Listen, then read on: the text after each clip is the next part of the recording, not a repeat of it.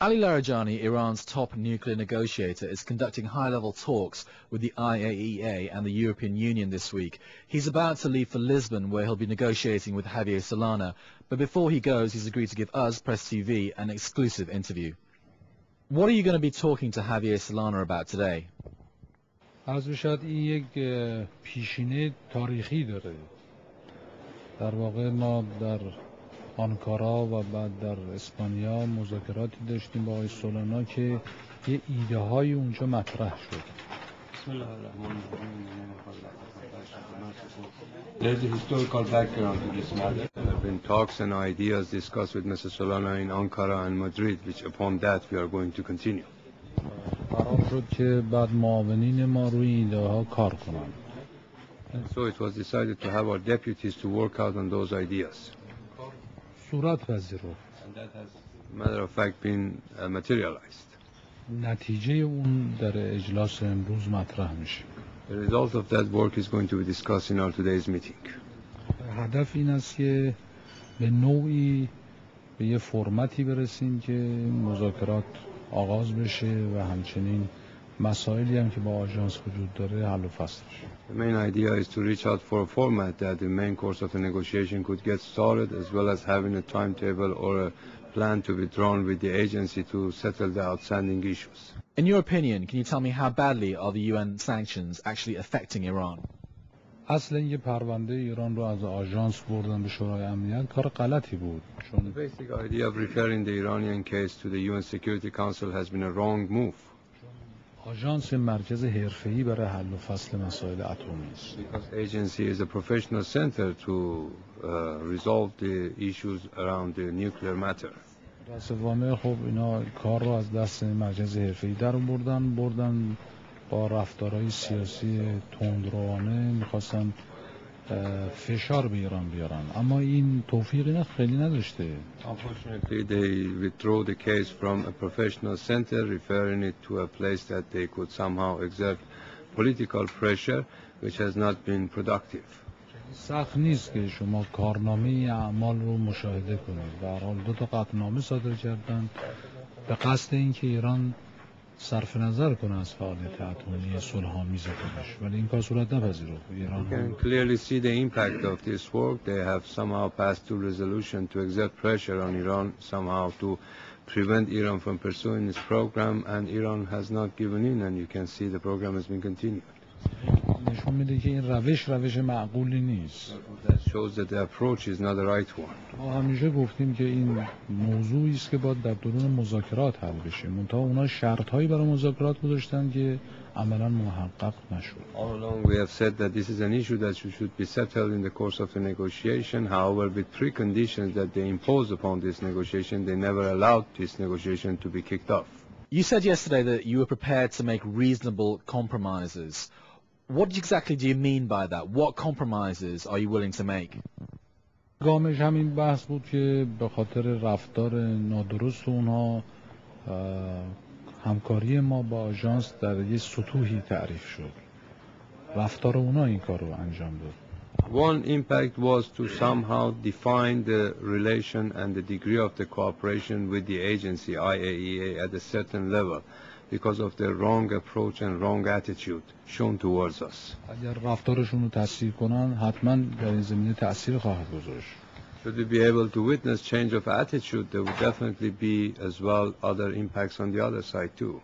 نکته دیگر این است که اگر نگرانی اونها این است که ما منحرف نشیم ولی حقوق خودمون مطابق MPT داشته باشیم، این حتما موضوع درستی است برای مذاکرات و ما آماده ایم این مسئله رو حل کنیم.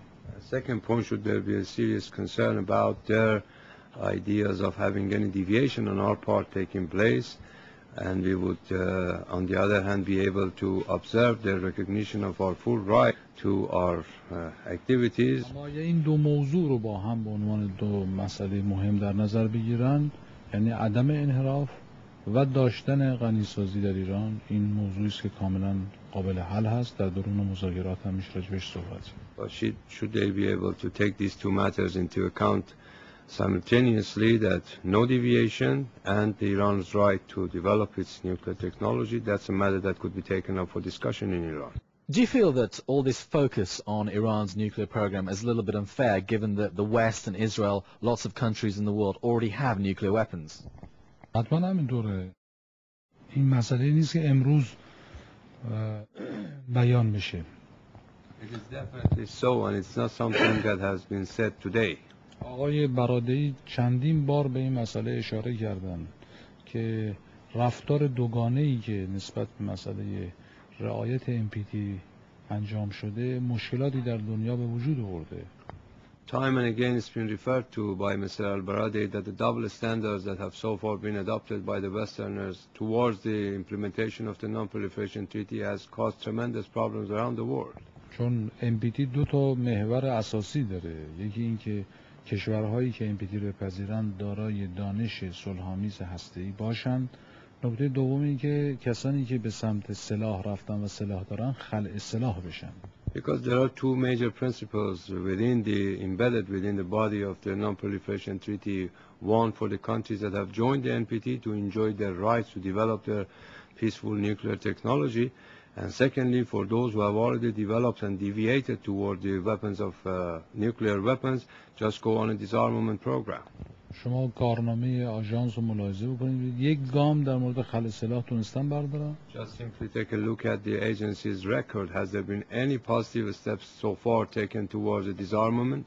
تنها مسئله‌ای که دنبال میکنن این است که برای کسایی که میخوان دانش هسته‌ای صلح‌آمیز داشته باشن مشکلاتی فراهم کنن. The only achievement so far they have had is just to cause impediment and problem for those who are willing to have peaceful nature of the nuclear technology. اسرائیل نه NPT رو پذیرفته و نه مقررات رو رعایت میکنه. Israel neither accepted the non-proliferation treaty nor does it observe the regulations. و چندی پیش هم خودشون گفتن ما سلاح هسته‌ای داریم. And while ago they announced that they are in possession of the nuclear weapon.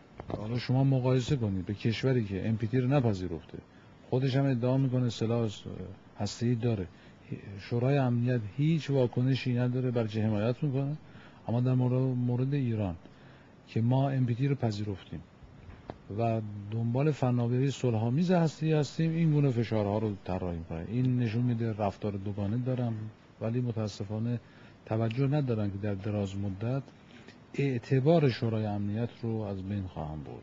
Now just look at the simple case of a country that has not accepted the non-proliferation treaty, already developed the nuclear weapons, and a country that has accepted the NPT and is willing to have just development of peaceful nuclear technology, and the approach that they do have and the steps that they have taken in long term, it would only damage the credibility of the United Nations and the UN Security Council as a whole, that has shown no reaction whatsoever toward the other party that has already been on the wrong path, developing the prescribed weapons that are not supposed to. And finally, in your heart of hearts, do you think that the US actually intends to attack Iran and they're just using this whole process with the IAEA as a diplomatic fig leaf to hide their true intentions? من نمیتونم بگم حتما یه همچین حادثه رو انجام میدن چون ظرفیت این کارو ندارن، اما دنبال ماجراجویی هستن. I cannot certainly say that they are after such move, but what I can say is that they are after adventurism. یعنی رفتاری که آمریکایی‌ها در گذشته داشتن نوعی بهانه‌گیری در کارهای ایران بوده. Basically, what we have seen as the Americans' approach and the attitude has just been seeking pretexts regarding the Iranians' program. اما در این زمینه به نظرم با مجموع شرایطی که دارن چون هزینه زیادی بر اونها خواهد داشت ظرفیتشون نخواهند داشت. But under the prevailing circumstances, in view of the situation that they are in, I don't think that they would have the capacity to do so. ضمن نفعی هم برای خودشون نداره. Furthermore, there would be no interest for them in this move. آمریکایی‌ها بیش از هر کشور دیگه امروز نیاز به آرامش در منطقه دارن. Because Americans more than any other country would be in need of prevalence of the tranquility in the region. امیدواریم اینقدر تدبیر داشته باشن. We hope they would be wise enough. Larijani, thank you very much.